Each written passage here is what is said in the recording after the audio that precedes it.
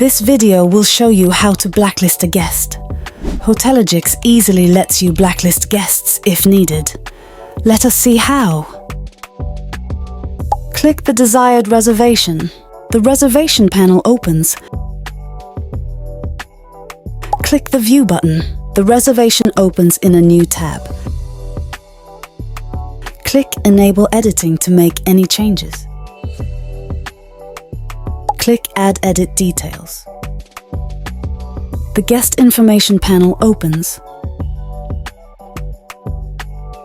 Select Mark as Blacklist option. Note: you may uncheck this option to remove the guest's blacklisted status. A confirmation panel opens. Click OK. Click Save.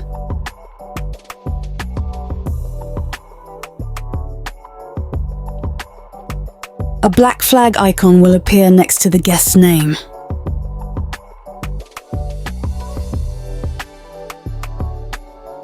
A blacklisted guest is not restricted from making a booking. The flag only displays to alert the hotel staff. They may manage the guest accordingly. This brings us to the end of the video on how to blacklist a guest.